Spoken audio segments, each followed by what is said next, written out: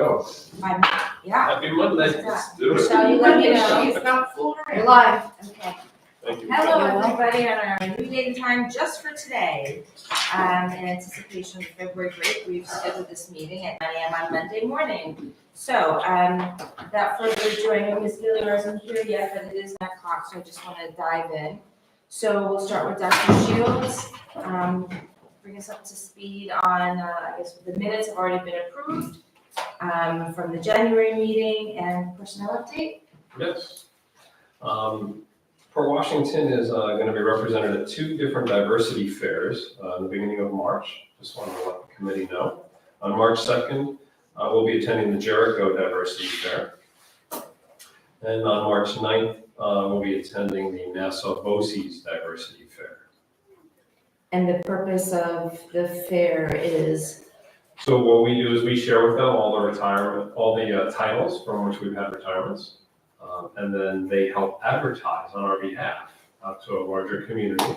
And there's prep work that happens ahead of time where all the applicants receive videos on each school district that's attending. So Shannon Bloom put together a video for us. Dr. Hines is in that video as well. So that will be shared with all the applicants, what they call a showcase and event. And then I go to the fair and meet people who are interested in the titles that we have vacancies. got it, so it's a recruitment, it's a personnel type of diversity fair. Okay, just one second. Okay, wonderful. Yeah, so as you know, we have 9 retirees at the teacher level, and we have 1 at the administrator level. So the breakdown, if you, for the people in the audience who may not be aware, 4 at the high school, 2 from Salem, and then 1 at Sousa, 1 at Manor Haven, and 1 at Weber. And we have an assistant principal at the high school, which I believe everyone's aware of. I missed the other one. Two Shred, Four. two Salem, one Manview, One Sousa, one one Weber, Suicide. and the 4 high school. All right. Any questions? Oh, Ms. Gilliar. Alrighty, So the next item on the agenda, I brought back to the committee because we had discussed this. I wanted to see if we were able to bring closure to that conversation. There were some, we had an extensive conversation around tutoring that were specifically looking at the high school and some practices that were placed there. I've been in touch with both Ms. Javelin and Dr. Bear to discuss, how are they delivering extra help. There's a contractual obligation at the high school and the middle school level, where they have to tutor outside of the school day or provide extra help outside of the school day, at least twice for 30 minutes in the month. So those schedules are posted on the middle school website and also on the high school website by department. There's also additional times that are available for students if they want to come in and get extra help. Sometimes that's on a free period, for example, at the high school, those are posted in the departments and by teacher as well. There's also availability for teachers to provide extra help at the middle school level. Sometimes that's during lunch, sometimes that's before school. I think one of the questions that was raised was how do we communicate with parents about this? So we make sure it's available to all the parents publicly on the website. And when there's ever a communication into the school, whether it's the assistant principal, the guidance counselor, they then channel the students and the parents' needs to the teachers directly and make sure that they're aware of all these different opportunities for extra help. Now, what's nice is they don't have to go to extra help just with the teacher that they have on their schedule. They can go to a teacher in the department, for example. So, for example, if there's a math issue you have, you can go to any person in the math department at high school. You don't have to go to just your teacher.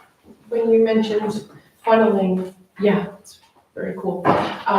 When you mentioned funneling from the guidance counselor, does that mean they're the guidance counselors reaching out on behalf of the student, or they're sending the student?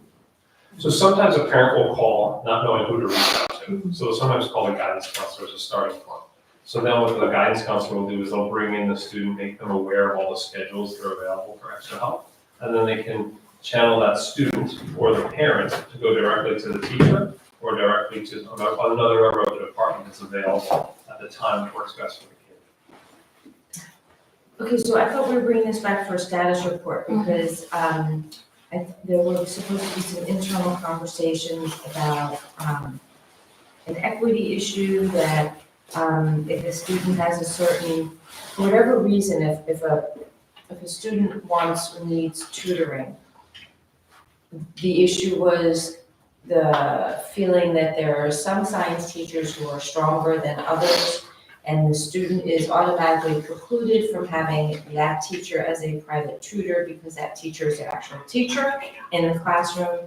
And I thought we were going to have some there were going to be some internal conversations about that practice. And then what I hope to do is after we resolve that, is bring this back because I believe that NISBA had an updated policy. I had to extract my notes, but I wasn't prepared to discuss revising the policy in terms of updating it. I thought this was just here for a status report. Yeah, so part of the status report was to give you an update on how is homework provided at the secondary level. We could also have conversations at central office and with Dr. Bear about how is tutoring being provided at the high school, specifically in the science department. So those conversations, are something where Dr. Bear is looking very closely at how those tutorings are being distributed in that department. Some of the staff members in that department, as you know, are changing at the end of this year. So anything else you want to add to that? It's, as we know, this is very complicated. So is it still under review then? Are we coming back for a further status report before we look into the substance of the policy? I'm just trying to understand. So I think the where we are. policy is very clear about that. You can't tutor your own kids, your own students on your caseload, number one. Number two, you can't provide questions to students that are on exams in the department. I think those were two things that were the crux of that conversation. And I think our policy outlines that very clearly. So from a policy standpoint, I'm not sure you'd want to change that in that way. So, I think that one of the problems that parents have been raising for a decade, 15 years, 20 years, is actually the flip of what Deborah just mentioned too, which is when you have policy where teachers can tutor kids who are not in their section of course, but they teach that course, and the large tests in that course are given to the entire grade.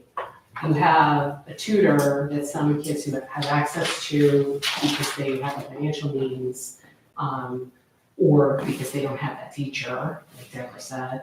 And that teacher does have knowledge of what's on the test. And it seems to me that there can be an impropriety there, or at least the appearance of an impropriety, simply because the teacher already knows what is going to be on the test and what's going to be covered in depth. They don't have to give the actual questions to be focusing that student on the stuff that they need to focus on, even if they're not thinking that they're doing something wrong. So I thought that was part of what we kind of wanted an update on, and to be thinking about if there should be any change there. The other piece is the other things that you just described about what students have access to. It seems to me, maybe that's not policy, but maybe there's a regulation, like there should be somewhere that people know some of this, right? Well, I think the student handbook is, from according to the principals, it's made very clear that there's access to anyone in the department at any time you need extra help. It's in the students. So maybe we put just reference it here in reference student handbook for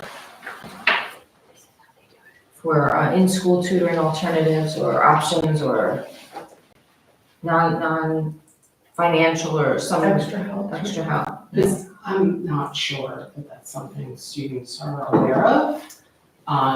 But it would seem to me that this is probably something where there's also some inconsistency, right? Like I wouldn't swear, I haven't experienced every teacher in the building, so I wouldn't swear that every teacher is not telling students about this.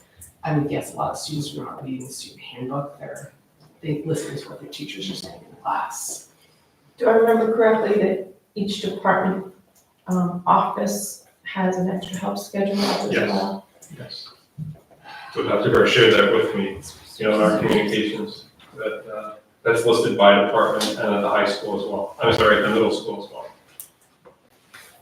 Okay, so if there's nothing internally left to do, let me go back into my notes and see if there were other tutoring policies that I wanted the committee, that I felt I would share with the committee to review, just to make sure that, I mean, I know this is from 2007, but I just feel as though there have been issues with what has been going on in Port Washington, that maybe there's a better way to word it. Mhm.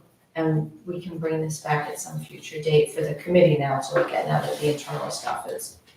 I mean, I'd also like to specifically hear from the administration about this issue of teachers tutoring in the class that they teach, right? Because we have multiple sections, it's not just one department this can happen in, right? We have multiple sections of class.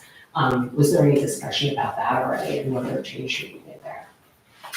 I don't think you want to make a change there. I mean, so, in some, because if you look at the policy and how it's written, as I shared this once before, that if you're going to say they can't tutor in the area that they teach, for example, an elementary teacher can't tutor in an elementary class. And I know that's not what you're trying to infer. Right. But that is how the policy is written. So you're saying that a certain teacher teaches X subject, they're not allowed to tutor anyone in the policy. I think that's something that become problematic for access for our kids. I mean, I think that you could narrow it significantly by saying classes where tests are decided at a level where the teachers are collaborating, right? I don't know that it's departmental level, but where you have a class where 4 teachers, just throw a number out there, teach one course, Mhm. they write a midterm together, they write a final together. Right. That's the problem, right? So you wouldn't want any of those chemistry teachers, for example, to I'm tutor any asking. kid in the chemistry I'm caseload. asking, right? So then I'm who asking, what's would the- tutor? I mean, I think teachers from outside, right? Outside what? Outside the district, right? Teachers from outside the district or science teachers who don't teach that course. But I'm really asking for an opinion on that because I think that's the piece that parents have been upset about for literally years. Is that there looks to be an unfairness. I don't know what the solution is, because and I understand what you're saying, and I know this has been around forever, I really do. But we'll stick with chemistry for a second, right? If we have 4 chemistry teachers, and we're concerned about equity, so if somebody doesn't have the resources, if the chemistry teachers can't tutor any of the students who are taking chemistry, right? So then, what would happen? It would be tutored from the outside, and some students would be able to afford it, Or even know where to find it? or know where to find it. But then second, I wouldn't want a bio teacher tutoring chemistry class. So that, I guess what I'm trying to say is, I don't know what the solution is, aside from us looking at some regulations as opposed to policy, to see how we can kind of flush this out even more. Because I've spoken to some of my superintendent friends in other districts. They have some of the same challenges that we have, right? Policy, I don't think, I'm sure you've done your homework, we've done our homework. Have we seen a policy that really clearly states outside of here? That's why I'm saying, if That's- I knew that, I have researched other Yeah. policies, and I have Mhm. samples that I presented way back when this was Way first on. And that's what I said, I wasn't prepared today to discuss the substance of those things, and I was just trying to get it, I'm sorry? I thought we were here just for a status update. Yeah. Right, so that's what I'm saying, The maybe. concerns bring those that- up. Yeah, the concerns that we all have were very, Dr. Bear is certainly aware, as are the APs, and I think we need to keep chiseling away the concern, as opposed to, I think, making a fundamental change with the policy. Is that chiseling away by way of regulation or practice, or how do you? I think it's more conversations with the educators who are in that building. And probably fine tuning some of the practices that we have right now. Because there's a historical context too that we have to work through. Because it's, again, this has been there. The fact that we're even talking about it and we're focusing on it is not a bad thing. And I think we need to keep up that conversation, both in district office and that. I guess the question I have then is, why does commercial tutoring within the school district exist? If the child is appropriately placed in the class and there's extra help, forgive me, I have no experience with tutors. Yeah. What is the purpose of hiring a tutor? I think it's the parents.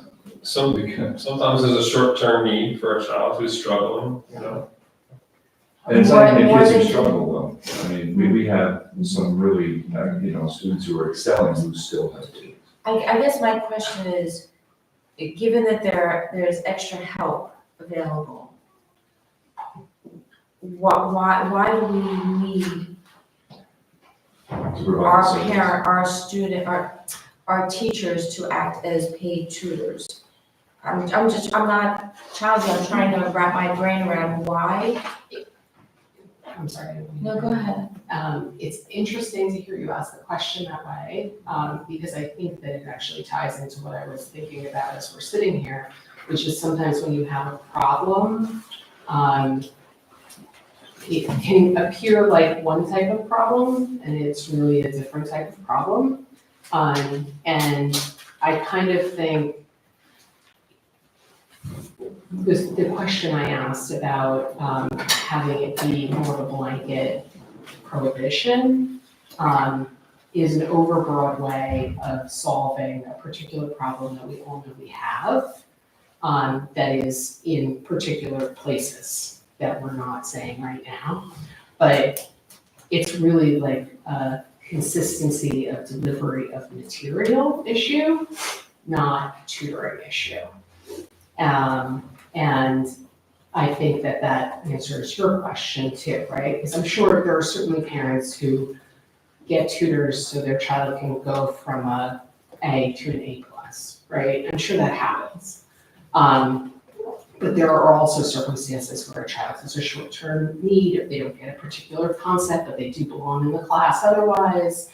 And then there are situations where the instruction differs, and the delivery of the material differs, and whether the same quantity of material is being taught differs. And I think that is the problem that brought us here.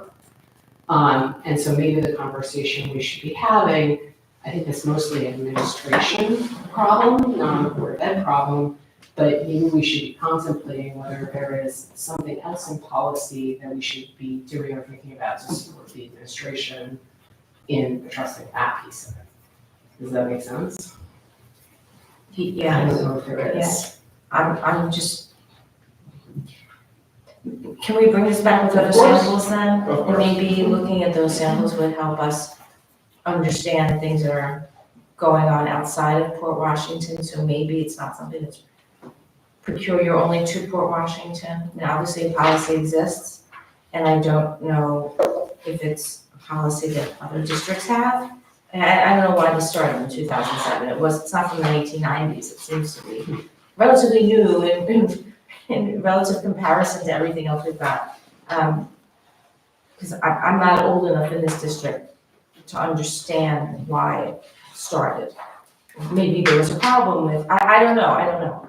And the purpose of it, I don't know if it's a prohibition or I don't exactly understand it. So I would say if your internal things are under control, if from a policy perspective, let's look at other samples and see what maybe we can figure out some things. I have one other small comment that I think I could make now that I agree with you. Under number 2, it says private tutoring for a fee cannot take place on school grounds before, during, or after school hours.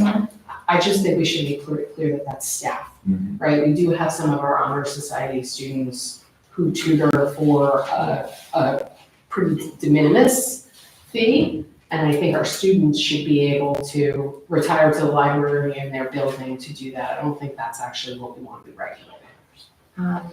Student Just not be student-based, I don't want to say student, because I don't want a student who's charging on their own Right. to be able to use the library. So, all right, so schools. Wait, we don't want them to, or we do want them to? A student who on their own, not affiliated with the Key Club or Honor Society or anything like that, student on their own who tutors, I mean, do we care? not for the school, I don't know. I mean, I don't actually even know if anybody does that. but Yes, I would think they people do. probably do. People do. Is it the same kind of lower fee level? Like, I think, I don't want somebody, And you see parents on Fort Parents all the time, is there a student out there who can tutor my child in block? right, And so that's outside the school, it's not the Honor Society, it's not Key Club, it's not. right. I'm not sure that I would care about regulating that, right? If you have a student who is capable of tutoring a younger student, are we okay with them sitting in the school library to do that? But I don't I mean, what do you think? That's the question I'm asking. I mean, I think we're more thinking, we don't want our libraries to be a commercial space for a tutor who's charging $150 or $200 more an hour, because we don't need to provide that space. But if it's two students and it's student kind of prices, I can compare it to a parallel conversation, you were talking about athletic fields, Okay, and you seem to think that was acceptable. yeah, that's true, that's true. Yeah. Very good point. Consistency, good. Okay, so let's bring this back, I will scour my hard drive for the stuff I downloaded. It's probably already in Word doc somewhere from this very first conversation. Yeah. But I'll see if there's anything since this conversation. Any other comments from the table on that? We'll move on to the next one. Okay. Shields, and then we have a bunch of mandatory policies that were required by law that we're trying to play catch up on, so it's on the agenda for much of today. Yes. So 1.4 on the agenda is a new policy for us. Interpreters for hearing impaired parents, it's a required policy. So what you have in front of you is the NISBA sample. We've made some minor edits to it, that's what you see in the color. So that's for your consideration. I'm just going to start, thank you for putting in the parents and guardians, I have that scribbled all over.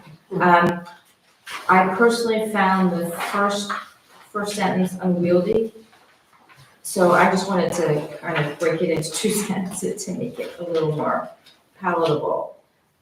So I would just ask that it read, the Board of Education recognizes that district parents / guardians with hearing impairments prevent them from meaningfully participating in their child's educational program. And so must be afforded an opportunity. It's just changing the wording a little bit, it doesn't change the substance, it just changes it's an acknowledgement more than I think that is in there. And then the question, I know, Ms. Malcolm, I'm sure you have a question. If you don't ask it, I'll ask it. But that was just the only thing, and just a few grammatical things. But I can talk to Javi about that offline. Does anybody have any comments about this? I know it's very straightforward because of the law. I think the only part about your wording is, I think the intention here was to say hearing impairments which prevent meaningful participation, meaning there are some that don't. Okay. Okay. Then I would just change which to that. That's fine. And I think, I don't know if you took it out, but be afforded an opportunity equal to that afforded other parents, guardians, did you take it out? No. Because that's very clunky too. So it could just be, could be afforded, must be afforded an equal opportunity to participate in meetings or activities pertaining to the academic and artistic aspects of the child's education. Yeah, the Like- two affordeds are a little Okay. poorly written. So I'm anticipating your question. Do you want to ask? Well, it's more of a tangent, and if this is required as it stands, I think we can bring it up in another format. Anything else other than those minor things? Yeah. First reading. With minor corrections. Okay, And, Bobby, I know we have a meeting, Tuesday, the 13th. If you can get this on by then, great. If not, we have another. It'll be okay. so 1.5 is also a required policy. This gives school fund safe school transfer choice. What you have is an easy sample. As I read through this draft sample, we have not, just want to share with the board that we have not been ever designated of having a dangerous school. You anticipated my question. So I just want to make that clear to you. But there could be a potential where a child or one of our students experiences some sort of criminal offense. And what this does is it outlines a process for that child to change schools if something has happened. And then the team thinks it's in the best interest of the child to change schools. It gives a pathway for that to happen, and also to return to the school at some point, potentially, or to stay in that new school. So of course, it would only apply to our elementary schools where we have 5 of them. It would not apply to our middle or high school, because it says that very clearly, and here it can only apply where you have multiple schools at the same grade band. Any comments? The only thing I would ask stylistically is that we usually underline our headers. So, for example, notification of transfer rights, procedures for transfer, transportation, procedures for determining whether students become victims, blah, blah, blah. Just underline those. So is this a brand new 2023? Yeah. So obviously we've never had the occasion to use this. Correct. And hopefully we won't. Yeah. That's right. Any comments? Okay, first read.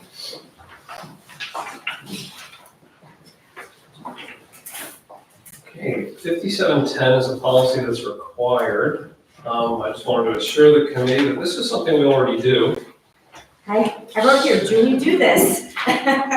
We collect this information from our school administrators, run through the superintendent's office. I oversee the data that's input into the system. Jackie and I make sure it's uploaded in a timely manner. This is just a protocol we've been doing for many years. As you can see, it used to be called the Vader system. It's now called the SSEC system. And SSEC is in the first paragraph, school safety and educational climate. Correct. That's outlined in the first paragraph. So, any questions? For Jim? So, it says that the building principal is required to provide a regular report on data and trends related to harassment, bullying, and or discrimination to the superintendent at least once during each school year. Do you get it more than once, Dr. Hines? No, what happens is we receive it once, but then we talk about it if there are incidents that take place, like significant incidents, or the bi-monthly meeting. So, I'm sorry, and as Chris said before, I mean, we do all this already. It's actually interesting that it's finally becoming a policy, because we've been doing this for years, and even as former principals, we're very well versed in what the data report used to be. But there's really nothing new, I don't think, here, Dr. Shields, that Yeah, we would have to do. right. We have ongoing conversations if there's ever, a perceived trend of behaviors by kids. We have those conversations with the building leadership and make sure that we're being flexible and adjusting to how we might respond to them. so what's interesting to me is that there's nothing in the policy that requires this data to be shared with the board. So if there's I an mean, we hear about optional isolated sentence. If instances. you go to paragraph 1, there's an optional sentence. The last sentence of the first paragraph. In addition, the board will use this data to assess the safety and educational climate of the schools. I have it circled. So it's interesting that the NISBA calls that an optional sentence. We left it in. We thought that might be information that you'd be interested in knowing about, hypothetically. Yes. But it's a passive sentence. In other policies, it says, and the superintendent will share this information with the board, blah, blah, blah, right? There's a more affirmative, proactive. I'm sorry? Sorry, it's in the policy on the reporting requirement. The last sentence of the first paragraph. Second paragraph. Superintendent will also present the summary report to the board at its first meeting following the filing of the report with the commissioner. Yes, you're right. Okay, there's a proactive statement. Deb, I'm sorry, I'm jumping in. I agree that the proactive statement should probably be before the less proactive statement on top that you were talking about. The board could use the data. It should be combined, but it's in there. Yeah, I see, Amy, in the very first paragraph. Yeah, it doesn't make Yeah. no sense to. Yeah, it got buried, I overlooked it. Okay. I have one question. On hours, there's a red line. Hours, by the way, is what Dr. Shields will probably synthesized from the sample, that's what it would look like. It's not what we already have. Just trying to understand, there's a cross-reference that's redlined. Yes, I also have that, we don't have that policy. And Okay. that is a required policy. So we should have that policy. That's what I was asking. Okay. And that's actually on our wish list Okay. of things to accomplish. Okay.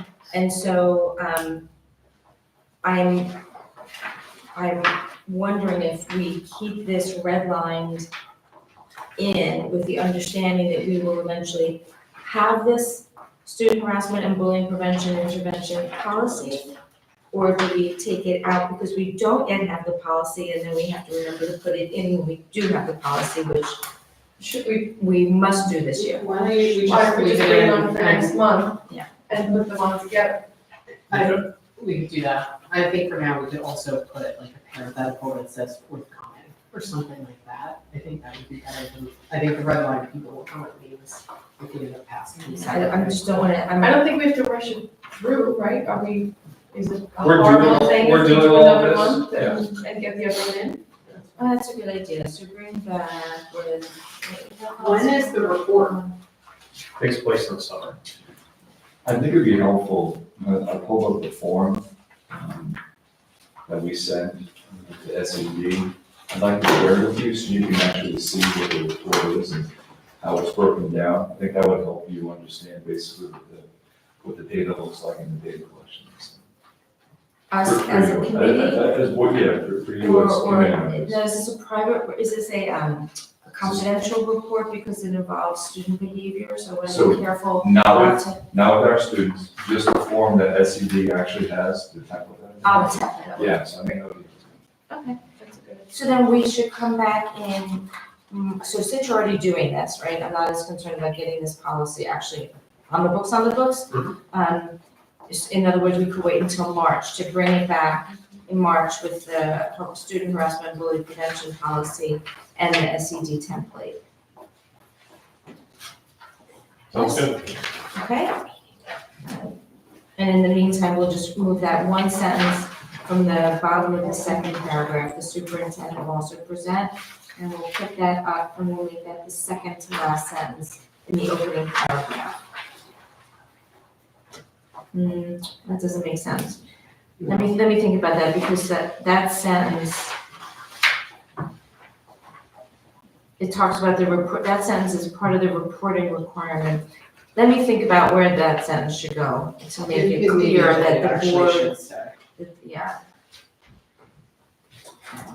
I mean, It may be that we need to move the sentence from the first paragraph further down, but let me, we've discussed it publicly here, let me think about it offline, so we don't have to figure out where to put a sentence. Is that okay with everybody? Yes. All right. All right. So, as you know, we're working on a list of required policies. That's one task that we're focused on, but we're also focusing on policies that we think have been on the books for an extended period of time that we'd like to refresh. So the next policy is promotion and retention of students. This is one of those policies that we do have and that we look to frequently as school leaders. But as you can see, it's from 1993. So it was on a list of policies that you said, let's take a look at this again to make sure it still represents what we want it to represent. So what you have is a sample policy from NYSBA, and you also have our current policy And regulations. and regulations. Any comments or questions? I feel like the NISBA sample is more detailed. That can be good and bad, depending upon how broad we want to keep things. So I was just throwing that out there as potentially as a topic. I of course just have minor edits to ours if we're keeping it. And in terms of the regulation, again, this is just a thing for me. Number 4 and 5, I have a note next to each of them that says tone.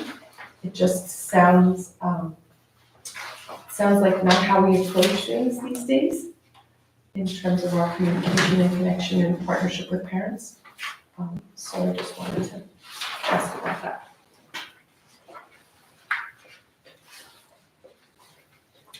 Do you want to address those things first?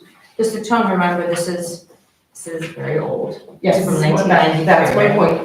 That's how it used to feel. Around here, I don't think it's that way anymore. So the regulation, is, as you know, something that can evolve at any moment. It doesn't have to be approved by the board. Right. So if there's some edits that the board thinks would be helpful in changing the tone on the regulation, we certainly review them and see that they can be put into place. I think our focus is the 4750 of the policy. Yes. As you can see, ours is much shorter. So what I actually like the NISBA sample. I have a few comments about it.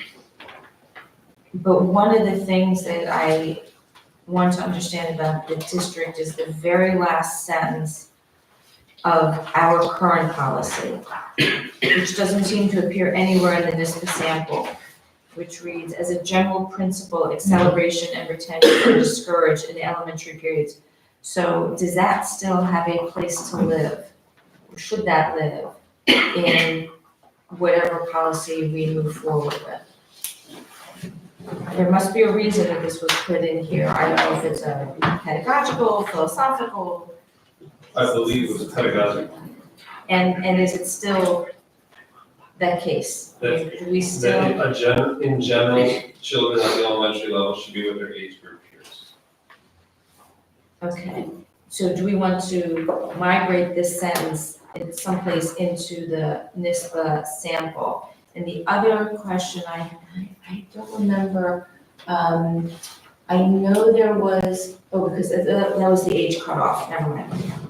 I'm answering my own question in my head as I'm going along. So do we want to say as a general principle, the words you use, that school children should be with their age group?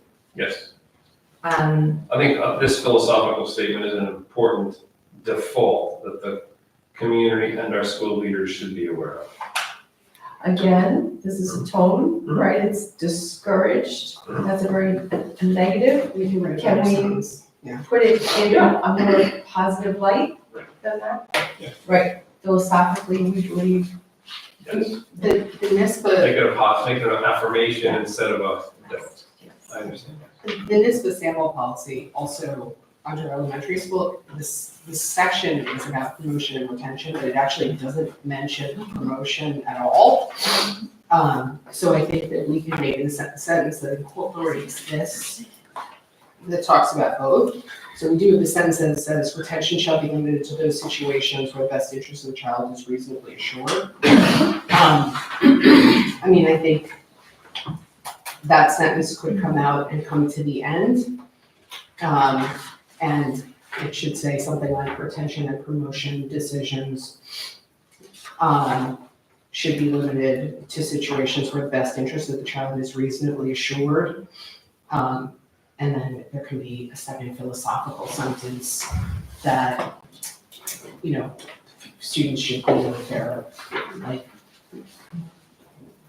maybe that sentence comes first, but it's that there should be a default that, in most cases, for students, being with students at their own age level is better, right? Or is in the best interest or something. Maybe we make that the first sentence of the paragraph, we'll start with our philosophy.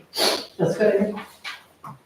Why are we just narrowing the philosophical statement to the elementary grades as opposed to K through 12? I'm, It's right, just a question, right. just a wonder. only because I picked it up from the policy, but of course, Sure. um, So I will give it for instance. Most notably, when we have some of our L's coming from other countries and their education is limited at best, right? And they're landing here and the expectation is they should almost be on par after a few years, which is, it's insane to even think that. And sometimes I think we promote students in fear of, them not being in their same age group, and it is potentially a disservice. And I'm saying that because I've met with several teachers who are very concerned about it, most notably at the secondary level. So I don't know if that we keep that as is, and just focus on elementary. Some would say if you do retain a student, it's best to do it at a very early age as opposed to a later age. So I just want to be very careful with embedding any philosophical statement because we will always have outliers that we have to consider. And then if a parent then goes to the policy and says, you have this in your policy. So I just, for whatever that's worth, Well, I want to get to the broader, I think, context of this, which is really about making sure that we are challenging and meeting the needs of every child. And I don't know that that's about a grade level conversation, that's about a skill level conversation or an ability level conversation. So there might be a problem in just mentioning that piece at all, and that it's really about educating our children at the appropriate level that they're at. Yeah, I certainly agree with you. Because I think philosophically, we all agree, we want every student to get what they need and deserve. right? We're Whatever also that is. counter to that when we do double skip. So, I don't know if we want to embed anything philosophical. NISBA doesn't, I believe. no, that's the one sentence I said that, Yeah, they don't. that I didn't see that. I mean, I think the push-pull here of what to actually put into policy is that you want it to be that the school has the obligation to provide everything they could possibly provide to pull the student along on the track that they are on, Indeed. right? I think that's probably less of a problem here, hopefully, than in other districts. But, I mean, maybe we just want a sentence under promotion and retention that says promotion and retention decisions will be made with the best interest of the child in mind, or something like that. That's flexible. Because I hear what you're saying. What you're saying is, even if we think children mostly should be with kids of their own age, Yeah. it doesn't mean that there aren't circumstances where there are other considerations that are more important.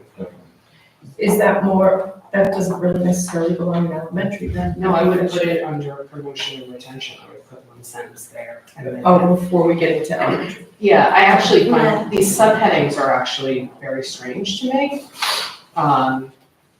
Because it has promotion, retention, and then the subheadings are elementary school, middle schools, senior high school, which isn't what we call it, so we should change that. And then there are these other subheadings, academic standards, retention. I'm not sure they should be under, I don't know if they should be under the subheading, but we can look at it.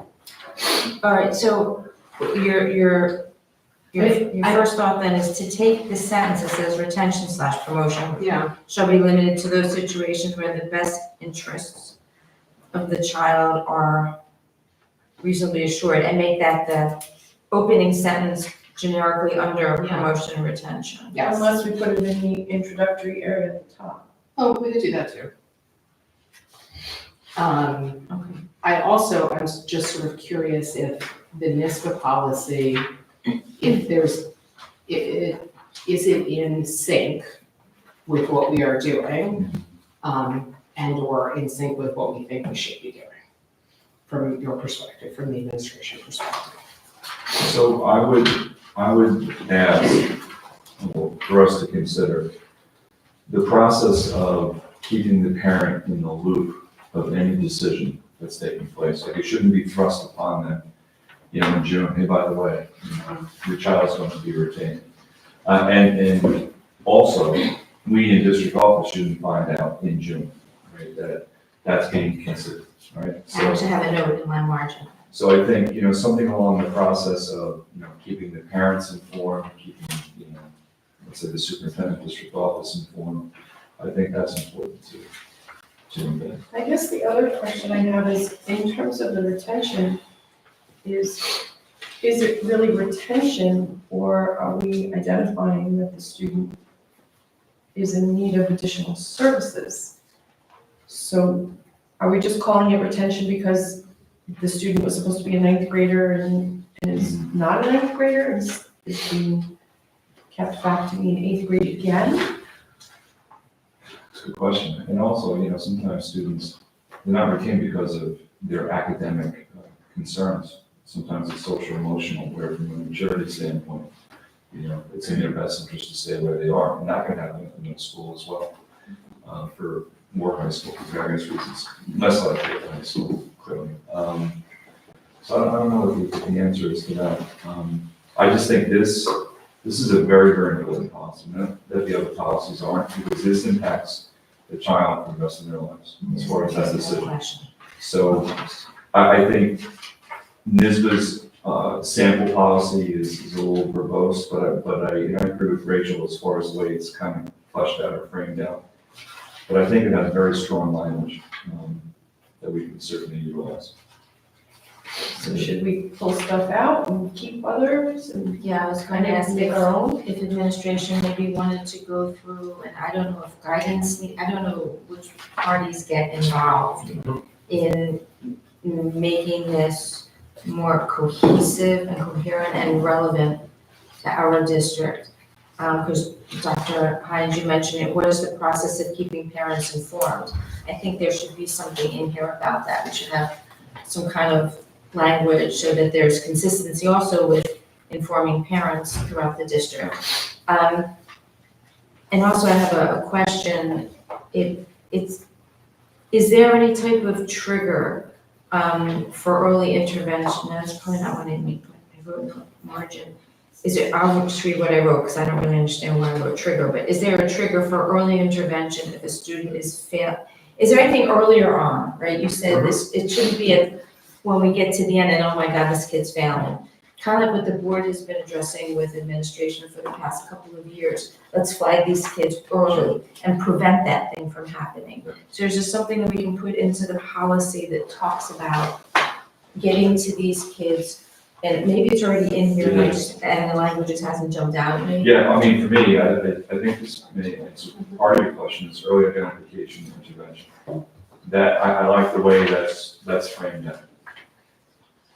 Because it puts, not only the teacher lets the building administration know there's a formal process in place, whether it's ICT, and then what are we doing, if those demands, question and concern as far as, what interventions do we have that are taking place? Because there has to be a whole set of things before the conclusion comes up that this child needs to stay there. So that identify early is enough to, I think this is pretty strong okay. so far. Yeah, the concept of the child study team or instructional support team is another way it's worded, is very important to that process, before that's ever considered. Yeah, see, this shows my ignorance of the process, so I just want to make sure that Are we I'm sure it's- putting a title in this, in that one sentence where it says insert appropriate title? Yeah, instructional support team is what I would recommend. You have it, I understand, okay. So we're taking out child study team then? That would be my suggestion. All right, so is this something, Dr. Hines and Dr. Schill, that you would want to take internally and give it a thorough review so that, everything that you intend to be done in this district is reflected in the policy and then eventually the regulations, but from a policy standpoint? We can certainly do that. And just so we understand, Yes. you'd like us to lean towards the language in the NISBA sample I think so. and add where needed. Yes. Do you agree? Or remove? Yeah.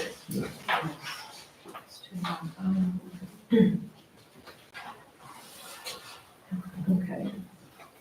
Also, the cross-reference of it? I was just gonna say, let's be careful about the age, staying within age, because we're gonna violate that every year for a skip. So I'm not sure we should have that in writing. Yeah, I think though, it's a it's general not philosophy. philosophy.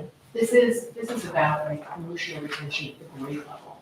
I think acceleration is totally different, right? This is about taking a child and saying, you've already mastered the sixth grade curriculum, we're putting you in seventh grade, Yeah. right? I think acceleration is separate. Yeah, and I think if we chose to have this, that's a, Okay, well, so to be clear then, ours says acceleration of attention. So, yeah. I think when they say acceleration, they mean promotion. I do too. I don't think I think they mean accelerate the whole grade. I don't think they mean seventh grade accelerated math or science. I'm gonna look back and see who was on board then, it's a lot of policy. Because if you think about it, it's not just double skip, it's seventh grade accelerated math. Yeah, There yeah, may be yes, eighth yes. graders in the class, Yeah. and certainly, so. One of my point though is when we talk about the actual, we can't call it acceleration. Yes, we'll call it it's, promotion. and it's called We can promotion say in the that. new, Yeah. in the new, in Yeah, this I agree. it's promotion. Right, so we were using acceleration, I think it's promotion.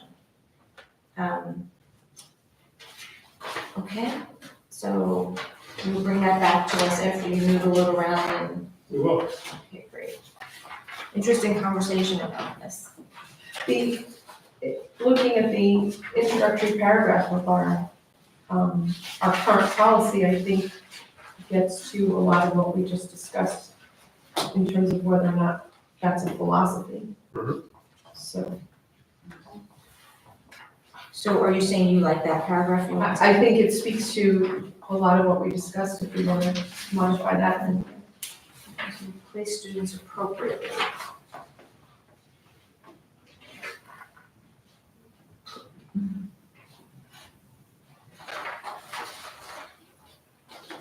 I like the first sentence, it's harmless. But where it says it's expected that professional staff will place students appropriately, taking into consideration. I think then if the professional staff thinks that a student should be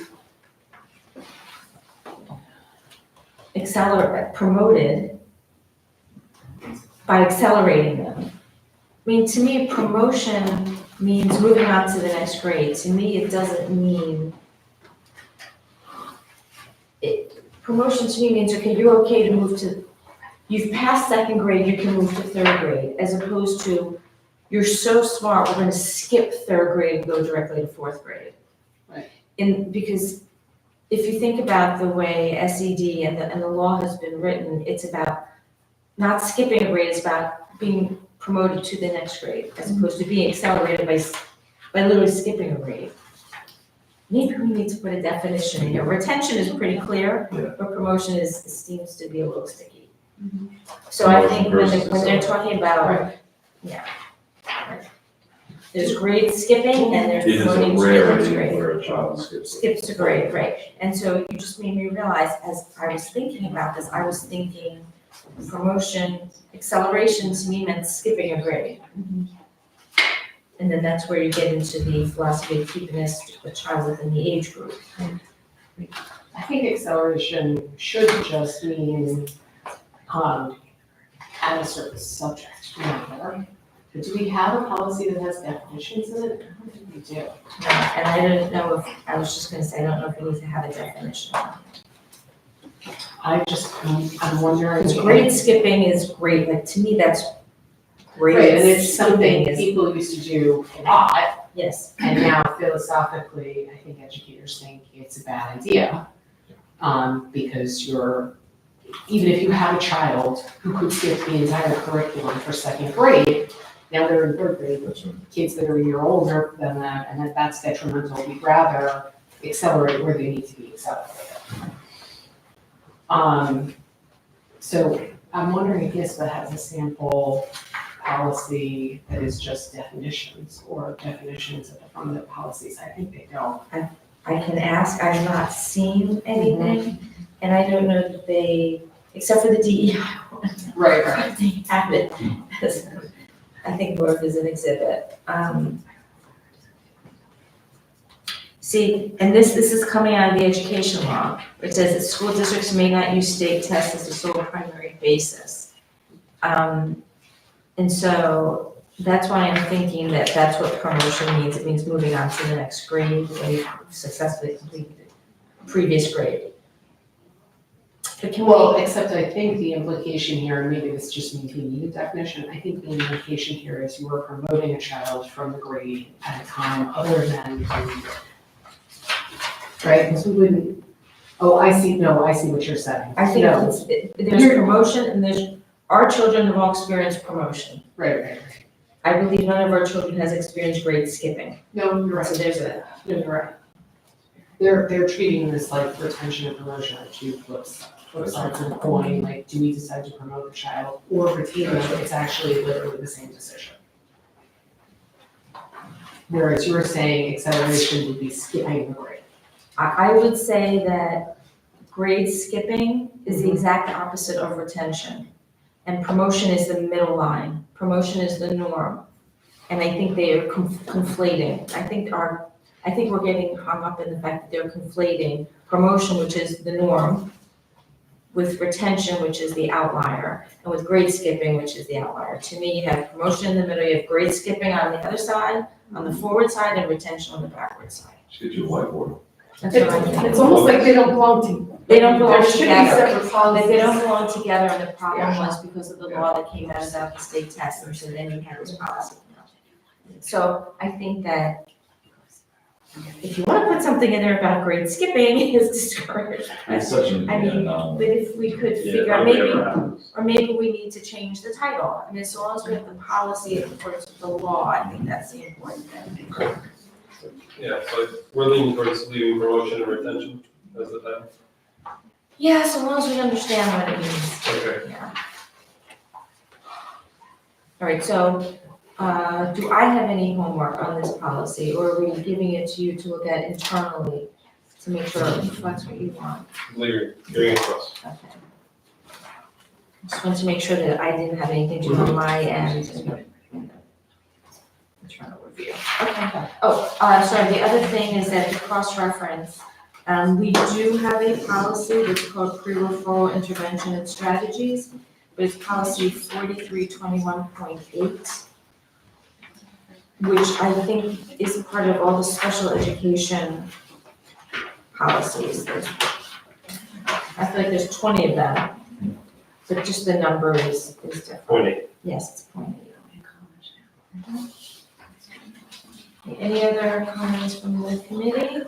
Okay. And 4321. You said 4321.8. 0.8 is the policy we currently have that matches the title. That is, but it's subsumed within the special ed litany of policies. We have a lot of those. I'd like to go. And we will get to them. Yes, Yep. yes. They're that on I our have. list of to-dos. Yes, they are. They've been on a, so actually this policy was on our list of to-dos 4321 because of the change in the law. The clarification of the law, not the change in the law. The court clarification of the law. And then so I just thought it was important to get that individual policy fixed.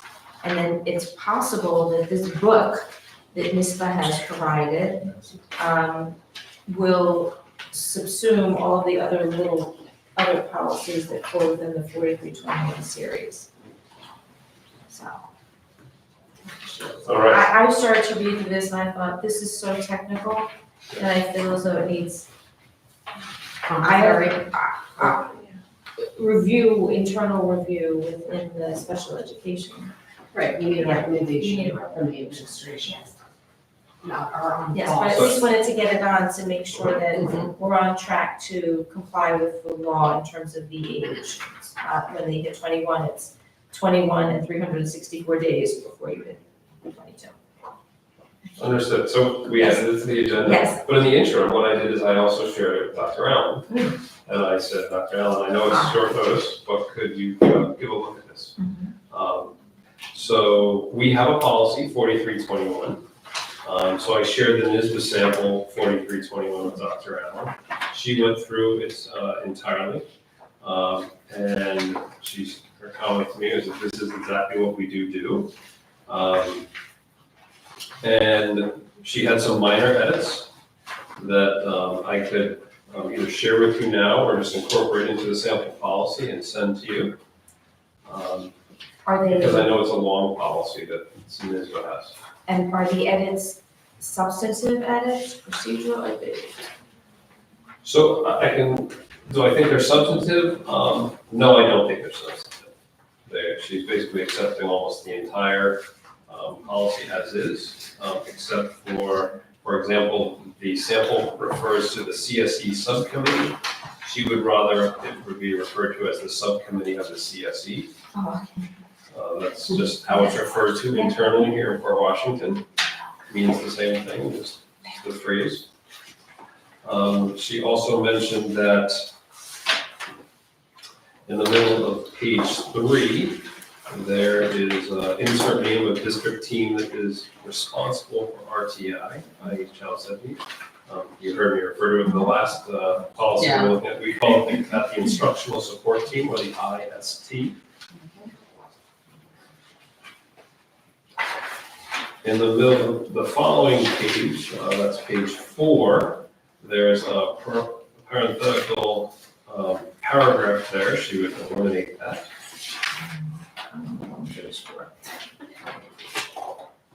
Parenthetic words is referred to policy Yes. 43. I actually have a question, because policy 432110 is referenced elsewhere in here. And there's also a reference to 4321.5.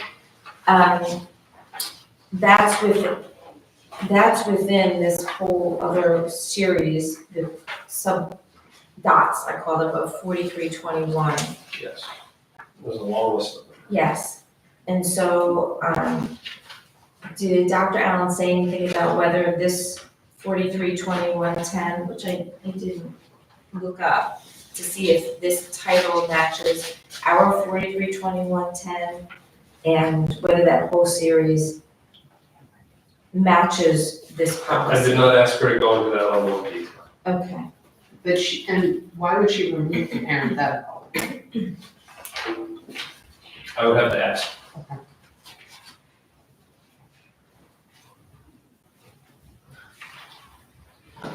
because that's one that, I meant to look up and I didn't, to see if we even have the 432110. Now, I know we do, but if it matches, if that is, and maybe that's why she's removing it, I don't know. But I know those dot 1, dot 2, dot 10, or whatever, those definitely need to be reviewed and synthesized with this policy to make sure it's up to date. Sure. So we don't have to act on this yet, but you'd asked that it be put on the agenda, Yes. so I just wanted to show that there is movement on it. Yes. And I think we're very close to being able to move towards the NISBA sample of 4321, if that's the direction you'd like to go in. That's great. I was mostly concerned about the change in the law to Yep. make sure, because our current policy is clearly not correct, where it says between the ages of 5 and 21. It's not between 5 and, to me, that means, it's not clear. It's not Understood. clear whether it means the day you turn 21, you no longer, I don't know what our policy means anymore, so. So, I also thought if it was helpful to the committee, we can invite her here to the meeting at some point as well. my first concern is to make sure this policy 4321 that NISBA is referencing looks anything like our 4321 and the same with 4321.5. And maybe ask why. Do you think it's necessary? Does the committee want Dr. Allen to come to explain why she removed that paragraph? I mean, at this point, it seems like it's mostly not controversial. I think for next time, I would wanna know, I think we should probably look at the rest of the subcategories on 4310. Yes. I think we could ask her to do it, Yes. and she could give her feedback back to Dr. Shields, because if it's this level of feedback, I feel like her time could be better spent than sitting here. If Yeah. that's okay with everybody else. Sounds good. Yes. So you want to share with Dr. Allen? Serious. I mean, and it may be that her comment to remove that was because right now it doesn't work together. And so she was fixing that, but it doesn't all the time. Change. That's what I don't know, like, it's easy for me to say, okay, well, the title in the last one doesn't match the title we have, but in terms of substance, I just, Understood. yes, okay, great. I have a lot, I'm like, not supposed to talk about it now, we can do it another time. I think if you have comments that could be questions for Dr. Shields to ask Dr. Allen, Yeah. we should talk about it now. No, they're not questions for her, I don't think. I think they're more, okay, so let me just throw it out. What page, really? Let's do page 3.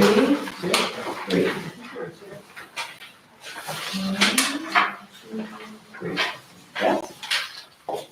To ensure the provision of a free and Yes. appropriate public education for all eligible students with disabilities.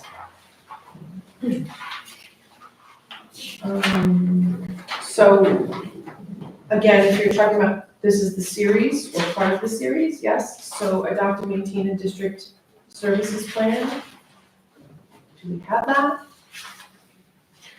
The district special education services plan?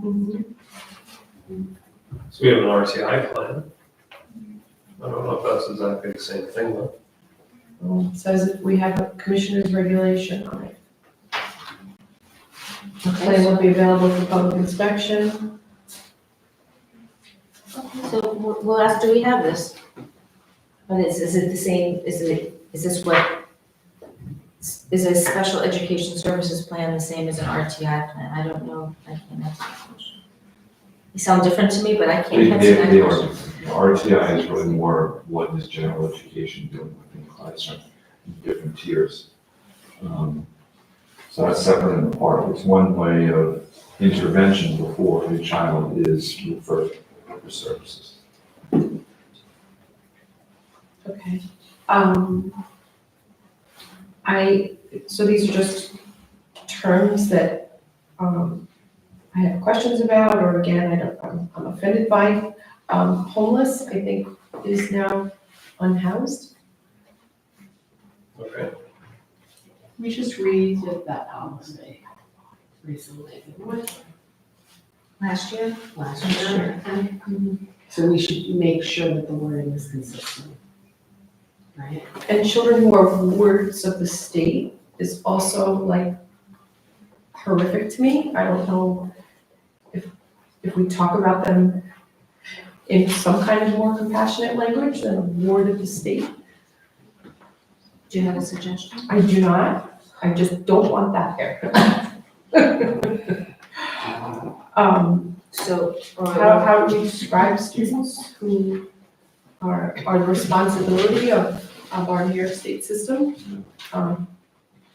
It just sounds horrible to me to describe them in that way. Number 3, the district will establish a plan and practice for implementing school-wide approaches and interventions. So that reads to me AIS, right? Or RTI. So plan and practice, does that mean it's a regulation? What does plan and practice mean?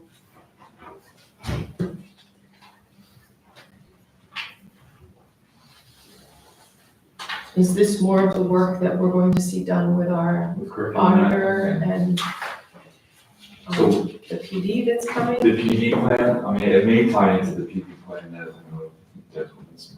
You can, I they just- just Marconi. I'm not sure what, I mean, practices, instructional practices that teachers, use every single day. The plan that they're referring to, I'm assuming it's tied to the curriculum, and certainly, I mean, I think that this is the RTI plan, which Dr. Shields just said we had. Okay, that's how I heard it, but I just wanted to make sure that there was not, we're not violating anything by using this term plan and practice, so, okay, IST. I mean, could we, if we have an RTI plan and that's what it would be, can we simply say an RTI plan? If that's what it is, Right, if that's what it if is, that's what this animal is. because that'll make it clearer. Prior, I mean, so that's prior to what referral, it is. that is RTI, right? That is. Okay, so I think we just need to word that better, and then it won't be ambiguous. And clearer to people reading it. yeah, and the plan's on the website, the RTI plan itself.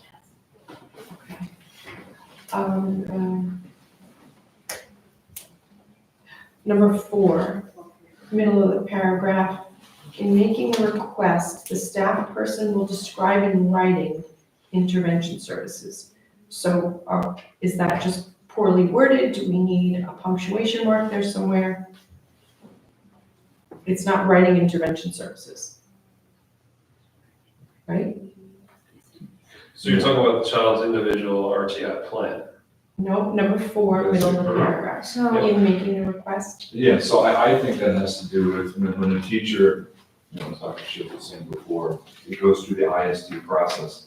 The teacher would come to the proverbial table saying, they've done X, Y, and Z. Right. So, No, I totally get So it. describe I'm just saying it's comma. not written how about properly. that I see describe what you're saying. comma Yes, it's in on writing writing. comma? Right. How about describe comma in writing Yes. comma? Yes. Okay. Yes. Yeah, that's what I said. I think we're missing punctuation. Okay, because it's not writing intervention services. That's I don't right. want people to think we now have a particular thing there. Okay.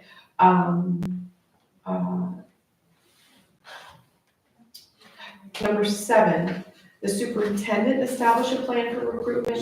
Shall. Right. And do we want that to say assistant soup? And is that really you that they're referring to, or are they referring to Dr.? or his or her designee. Yeah, I think what they're, Or does it? this policy, not all districts have an assistant superintendent for human Right. resources, so. Right, so are we making it personalized to us, is why I was asking. Okay. We can do or designate. Number 8, the superintendent will establish a comprehensive professional development plan. Is that what we're waiting for? Ding, ding, ding, okay. Next page. That's actually, that's, yes, and will that professional development plan include the special education needs? It will include everything that we're doing that talks about best practices in the general education setting and special education setting. Okay. Because this plan in particular is for IDA and ongoing.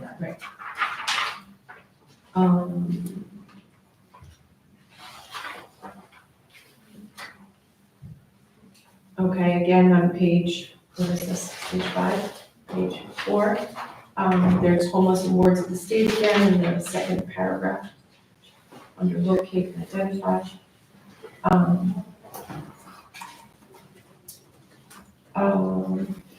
Last paragraph, I think this is the wrong language, or I'm reading it wrong. Once a student has been determined eligible to receive a free appropriate public education, all students Yeah. are eligible to Yes, that's receive a free appropriate public education. So I'm not sure why that's in there.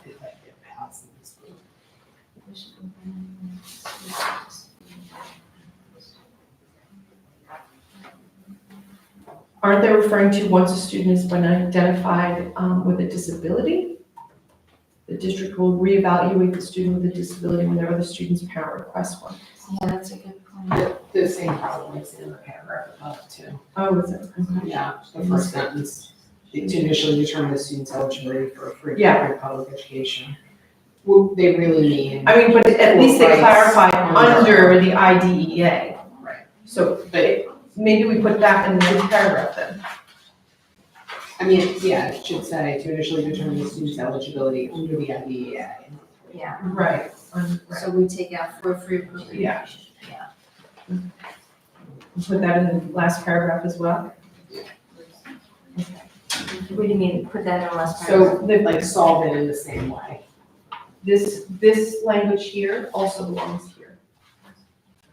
This language says to initially determine the student's eligibility under the IDEA. And then down here, once a Once a student student has been, has been determined eligible under the IDEA, the district will reevaluate the student. eligible under the IDEA, I think- like that language, eligible. I mean, I don't know if the word is classified, but we need some wording like that. Right. I think you're right, we could do better, but I don't know, I This like one. eligible. this one looks like it's sort of really written by an intern. I think it's maybe once a student. Right, like somebody didn't actually Yeah. completely understand. They don't know what they're writing. Maybe once a student has been determined eligible to receive services under the, or Yeah. pursuant to, is that better? This is not my wheelhouse, so I'm gonna use Nope, you got it. to, what did I just say, to Uh-huh. receive services. Is that what I said? Yes. Pursuant to the IDA, okay. I'm sorry, I'm torturing everybody. Next page. No, these are important that you raised them. Okay, 1 and 2, it's again written poorly. So let's start with 1. Second sentence, unless the referral for evaluation is withdrawn, if the parent continues to withhold consent. So that, if the parent continues to withhold consent, should also be in the second paragraph where they write, second sentence again, if the district cannot document its efforts to obtain consent. What they're really saying is if the district was not able to achieve consent, or if the parent is continuing to withhold consent. This is not written correctly. So how would you write it?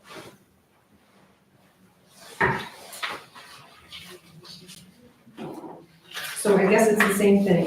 If the district, if the parent continues to withhold consent, the board will commence due process proceedings to conduct a evaluation without parental consent.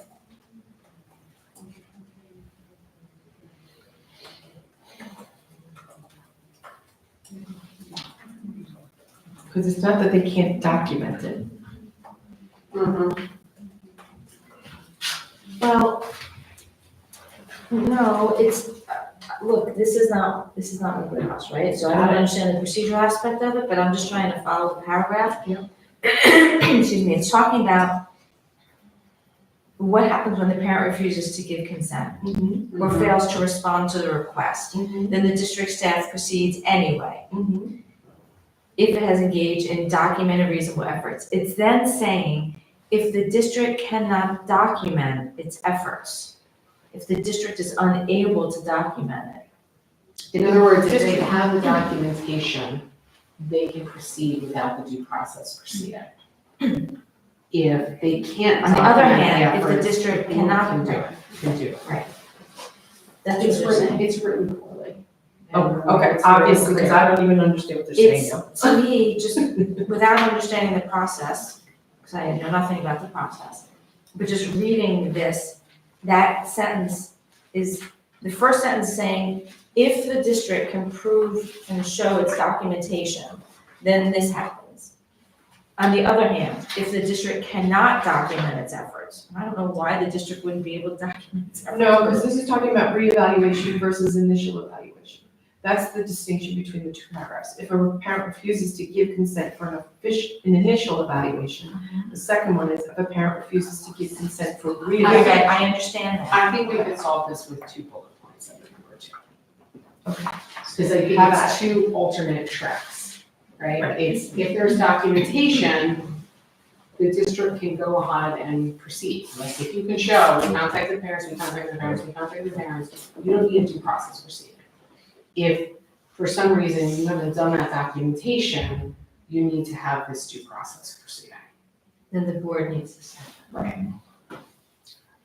So the issue is the documentation. The issue Right. is what notice, I guess, does the district have? But it's not about, cannot document its efforts. So I think it should be, if a parent refuses to give consent for reevaluation or fails to respond to such a request, district staff will proceed with the reevaluation without parental consent, colon,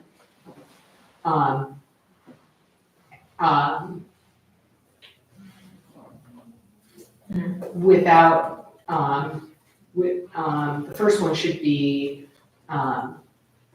if it has engaged in if it can show documentation of reasonable efforts to obtain such consent and the parent has failed to respond, or by asking the board to commence a due process proceeding to conduct reevaluation if no such documentation can be shown. I don't like that. It's okay. You can reword it. I think that it's, one is allowing district staff to proceed with the reevaluation without parental consent based upon district staff having engaged in documented reasonable efforts. The other one is a circumstance I don't understand, where it says if the district cannot document its efforts. Why wouldn't the district be? That's what I'm saying, it doesn't belong there at all. Well, it's just completely, my guess is that this is couched in education law, right? We can ask. No, this is just not written right. Can we ask Dr. Allen what to flesh it out for us, maybe Sure, help sure. us understand? Because I don't know why a district would not be able to document efforts to obtain consent. Why would you not memorialize that somehow in an email or a note or whatever it Right. takes? I think all 3 of these, 1, 2, and 3 are about the inability to obtain parental consent. So 1 is just simply about the reevaluate. Number 1 is about the initial, number 2 is about the reeval, and it's just not written right. I mean, I think that's a question, right? Is it really these 2 procedures, is that what we do, right? And then from there, we figure out how to write it in a way that's clear that it's actually accurate. Okay. Second to last paragraph. It says, first, the district also will assess a student in all areas of suspected disability, and the assessment and other evaluation used will not be discriminatory on a racial or cultural basis. In addition, students will be assessed in a language and form most likely to yield accurate information. So do we test in native language? Although you have the ability to if necessary. Which meaning that happens often? I don't think it's often.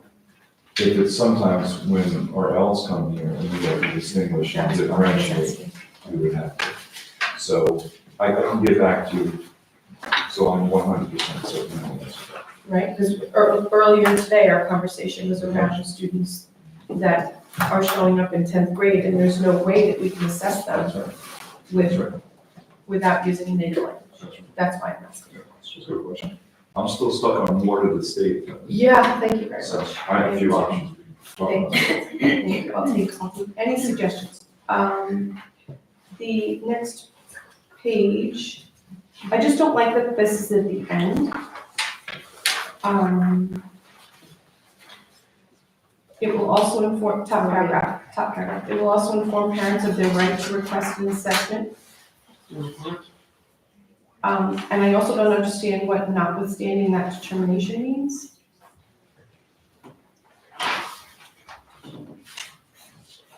That whole paragraph is odd to me. The district will notify a student's parent of any determination that no additional data. I'm guessing it means the student will notify students' parents of any determination that no additional data is needed. Meaning they don't need additional data. But they're talking about the end of the process, and they've determined whether or not a child qualifies for disability services, is how I'm reading that.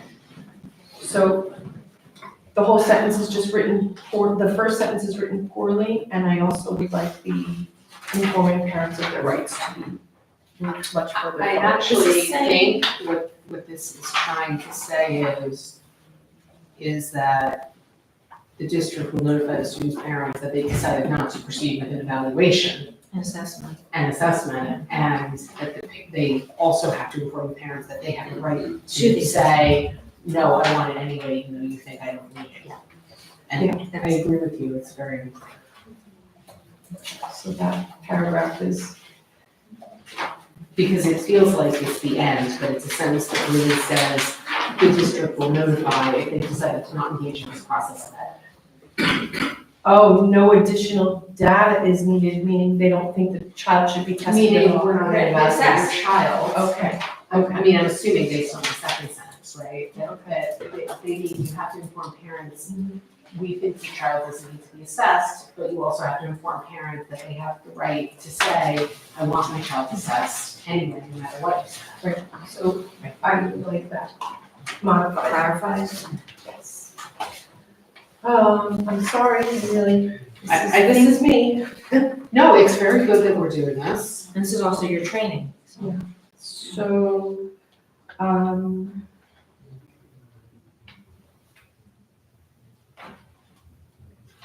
next page, do we in fact provide services Where are within you 60 days? Sorry, provision of services. We have to go.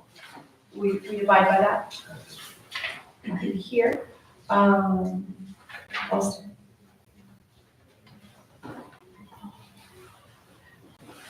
Next paragraph, all staff responsible for the implementation of a student's individualized education program will be provided information regarding these responsibilities. Does that in fact happen? In other words, does every staff member that has contact with students with disabilities understand a student's Yes, IEP? they're supposed to. And they have And to acknowledge it That's right. in the system. that they- That was in the survey we just looked at. That was actually the question I raised, which was why, why isn't this 100%?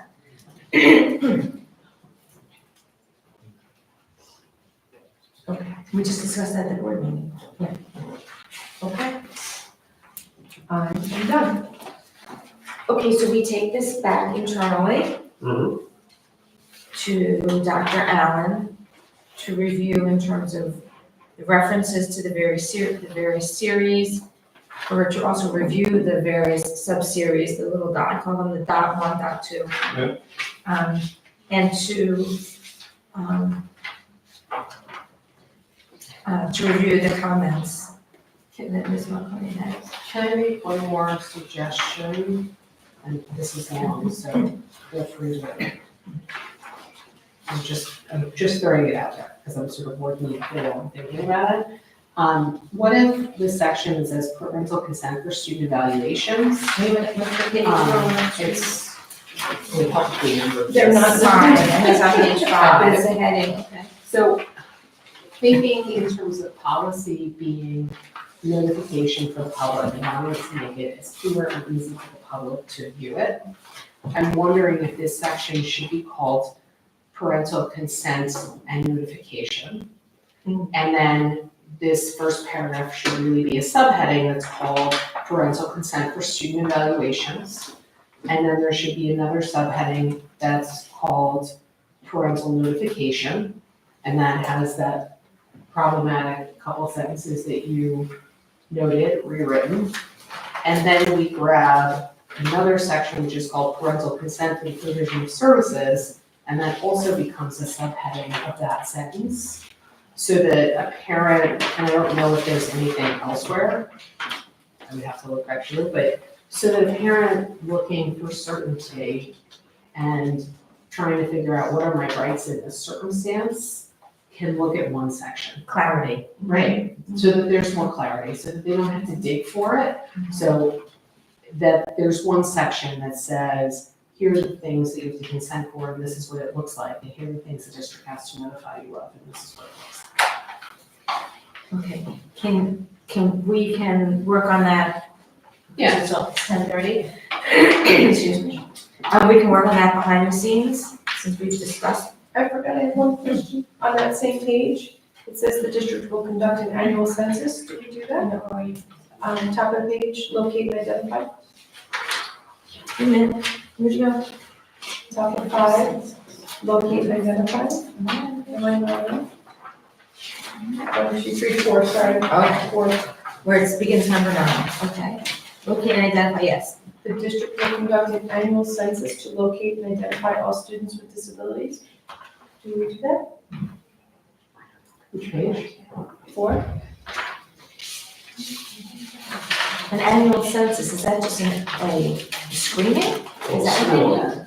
Yeah, I see that as we'll assess the location and identity of all students with disabilities. Because it says it's in accordance with the requirements established in the commissioner's rights. It sounds like a screening to me. Yeah, what the heck does that mean? It's not Did something, you learn anything on there? she just checked that that was That a correct paragraph. So, because I know there's screening for giftedness, I know in the law, they're supposed to be, when a child enters the district, they're supposed to be screened. Well, we don't screen students like grade level, you know, if they need services, if they go through that whole referral process individually, if that's the case. And then the new student who registers, That's right. that's part of the questionnaire when they come in. If they Do receive they have an services. IEP? Correct. Yes. So we do some version of that in other words. Yeah. This is just Maybe the word census. really confusing. Yeah, when I think of census, I think of we're doing the annual census, Yeah. from the census every 10 Census years. report. Census. So maybe they need screening. So I don't know. I think maybe I changed my mind, now that you've brought your expertise, and that perhaps it does make sense to have Dr. Allen come the next time we talk about this stuff, because that we could dispense with it in one more program. What do you think? Because some of this, like, you're right, this census part doesn't make any sense.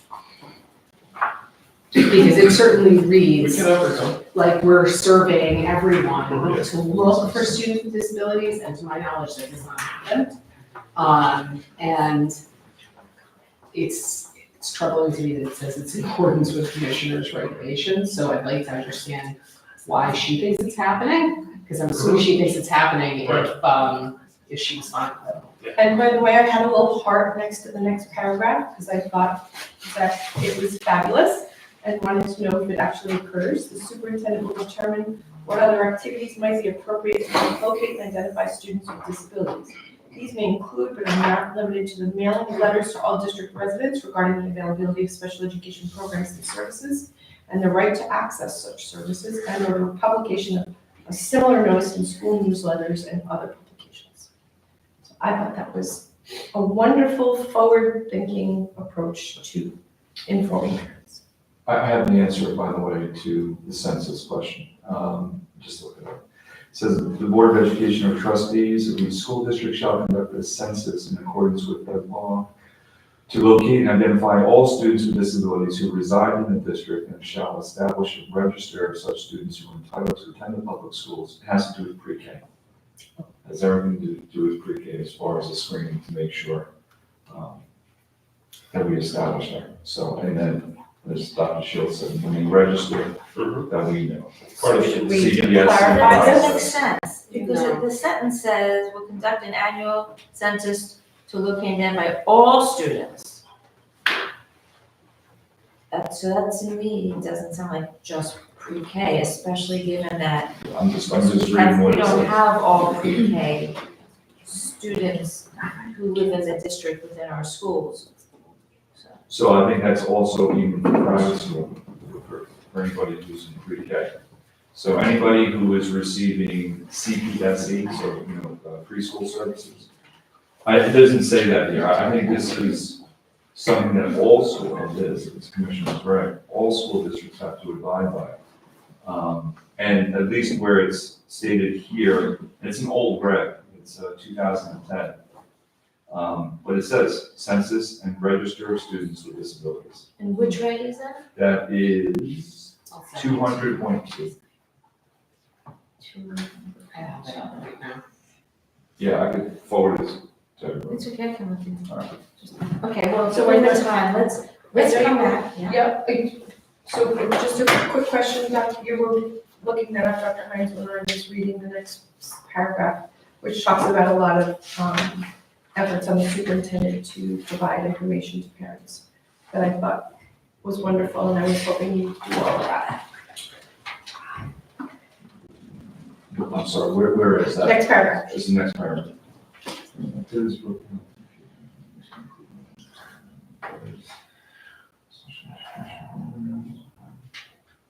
I'd like to think we are, but I want to be 100% certain.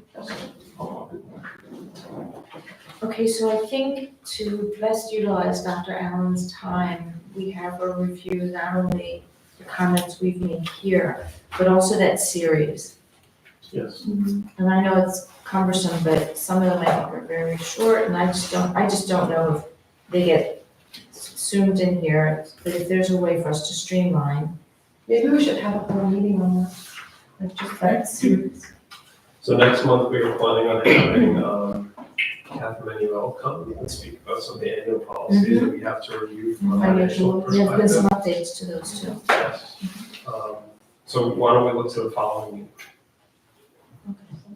Yes, the most pressing thing for me was just to make sure that we've got kids up until 21 and 364 days. Well, now we're in a leap year, but. Okay, so we come back. Community comments from board members. Nothing? No, I just, this last policy you guys were discussing, so I think what would be a good suggestion is to come back and do, like you said, all of them together and have Dr. Allen, but I think a lot of them also, just suggestion, are required, like law required, and you guys have been asking some law questions. Maybe we can, and we've done this in the past, is invite Mr. Miller here as well, and I would just have both at the meeting next month, April, at your suggestion, our lawyer and Dr. Allen, and then this way you could just 1, 2, 3, kind of get them out. Also, what reminds me, with regard to the private tutoring, you left it as you'll have it a discussion at a future meeting. Yes. I would just ask that you do it sooner than later. I know your calendar is filling up, but this has been a topic that has definitely been discussed at this committee for a while and come up at board meetings, and so I think it'd be helpful if we had a policy done, revised or whatnot sooner than later. That's just my input. If we can bring it on in March, we will. If not, Yes, we'll keep you in touch on that. yes. Because we've been waiting for a status update for a while, so. Okay. Community comments. Well, community member? I think we lost Ms. McLean. Just because of the time. That was not strategic on my part, just so you know. I hope she'll come back next time. Okay, so our next meeting is March 15th, which I just want to make sure before I say it's a Friday. Where? Is it a Friday? It's a Friday back to 10:30. Okay, so, thank you, everybody. Have a great February break. Thank you. Thank you. Oh my God, we talk about breaks. Let's have one. I know. We were all